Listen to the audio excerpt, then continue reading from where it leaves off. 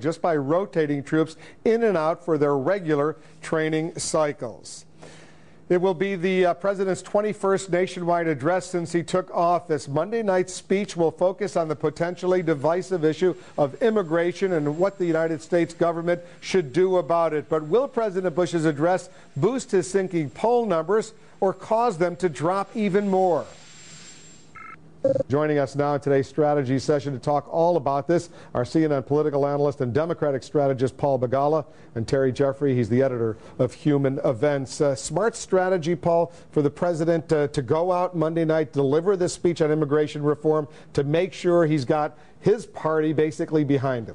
If he can unite his party, it's a good political strategy. But his position seems to me, Terry could say better, seems to divide conservatives. He is for basically Ted Kennedy's position on what conservatives call amnesty. I think it's not amnesty, but amnesty, they call it, for illegal aliens. What's interesting for me, though, is that there's no news in this. The president's position on immigration. There might be some news if the president announces he's going to deploy National Guard troops to the borders with Mexico.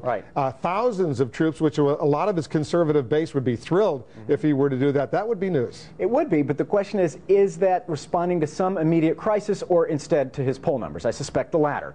And I'm going to accuse the President of the United States of contemplating moving troops around in a time of war, when we're at war 6,000 miles away, to boost his poll numbers. Because there's no immediate, the border today is just as porous as it was the day he came into office. It was porous then, it's porous now. If he starts committing troops when our Guard and reserves are already overstretched by his foolish war in Iraq, then I think he's done a terrible thing, and it's a big mistake. Can I ask Paul a simple question? Yes or no, do you think troops should be deployed to the border to stop the flow of illegals? No. So people should keep coming. We should do other things, but we have our Guard and Reserve. Where are you going to get them from? Our Guard and Reserve are being shot to ribbons right now in Iraq because of Mr. Bush's dishonest war. For him now, when his poll numbers are low, why shouldn't he deploy them 5 years ago, Terry? Should we or should we not deploy troops at the border? What part of no deal don't you understand? You say no, okay. Okay. Two things, Listen, no, wait. Why should the president do it today, not 5 years ago? Hold on. Two things.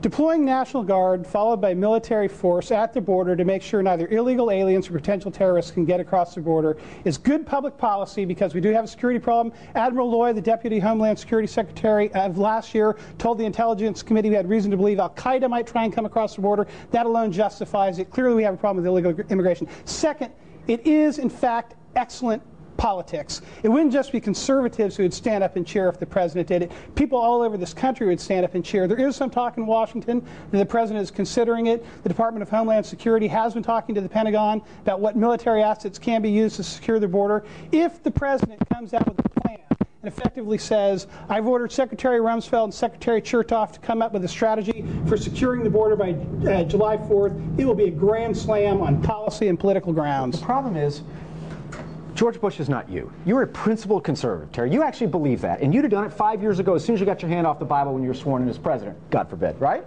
He doesn't believe this. If he did, if our commander-in-chief thought we needed troops on the border, he would have deployed them there 5 years ago.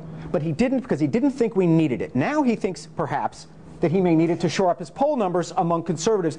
That's using the military for political purposes, which is, I think, a monstrous thing. Let me just say, if the president were to deploy National Guard or reserve forces to the border, beef up border security, would the conservative base of the Republican Party go along with the guest worker program that would allow 12 million or so illegal immigrants in this country eventually over 11 years to become citizens of the United States? No, they wouldn't. Because that's part of the package. I agree with you. If the president comes out with a plan on Monday that seems like he's offering a quid pro quo, look, I'm finally going to secure the border, but you got to give me my amnesty for as many as 12 million illegal aliens, it will look opportunistic. He'll sound like the President Paul Begala says he is, and it'll backfire. Because that's the Senate compromise, as you know. The Senate language that Bill Frist endorsed with Harry Reid calls for this guest worker program, eventually leading towards citizenship. Right, Wolf, there's tremendous political potential upside for the president here and tremendous peril. If he looks like he's basically siding with both the Republicans and the Democrats in the Senate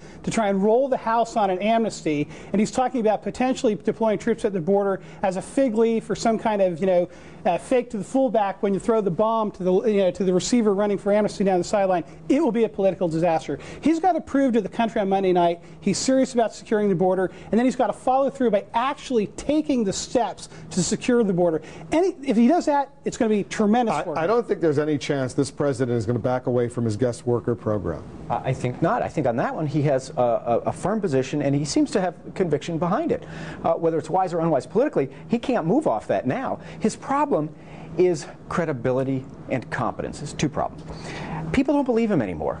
And I talked to an old friend of mine in Texas today who used to be a very big Bush supporter, and he said, my problem is I turn on the TV now and I see George, and he knows him well enough to call him by his first name. He said, I just can't believe anything he says.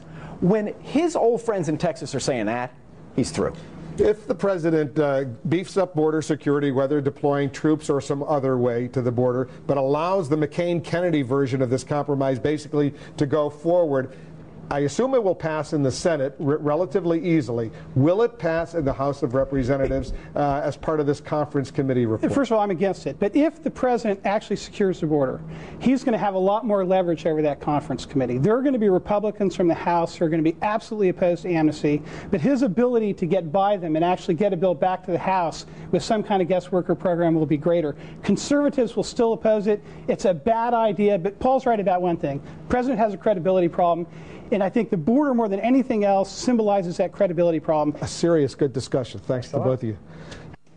And coming up, who do you think is more honest, President Bush or former President Clinton? We'll reveal our new poll numbers on that question. That's coming up. Plus, textbook controversy. California considers requiring gay history to be included in school books. We're going to go live to Los Angeles for details. Stay with us. I learned a lot when I found out I had high blood pressure, but I didn't know it could lead to erectile dysfunction. Having diabetes changed my life, but I didn't know it could lead to ED. Guys should know that having certain health conditions like high blood pressure or diabetes may lead to ED, and that Levitra can help.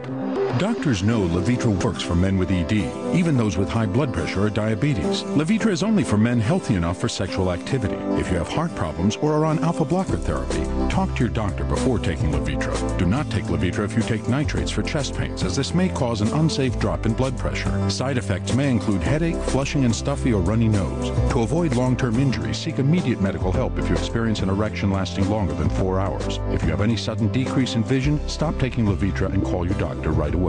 Imagine what Levitra can do for you. Talk to your doctor. The more you know about ED, the more you'll want to know about Levitra.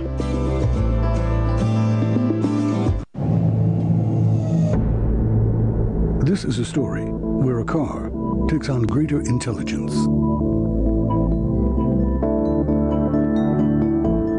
Acquires the ability to provoke and inspire. And ultimately learns how to make the heart race. An entirely new ES, the Lexus ES 350. How do you measure a company? Do you look at where they've been? Do you look at what they've done? At Citgo, we're not resting on our past. We're looking forward to the future.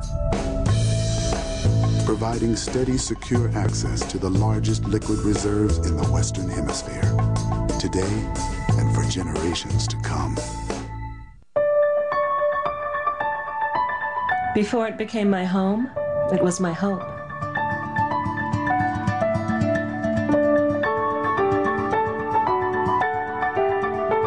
Before it became my pride, it was my passion.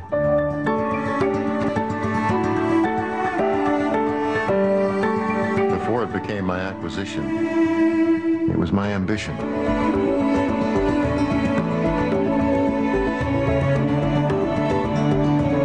Before it became our everyday, it was our someday. Before anything becomes a reality, it begins as someone's possibility. At Wachovia, we're absolutely obsessed with turning possibilities into realities. I'm with Wachovia. I'm with Wachovia. I'm with Wachovia. Yo estoy con Wachovia. I'm with Wachovia. I'm with Wachovia. I'm with Wachovia. President Bush won the White House in 2000 in part by running as an antidote to the scandal and the controversy surrounding the Clinton presidency. 6 years later, Americans are comparing these two presidents and their problems in our brand new poll.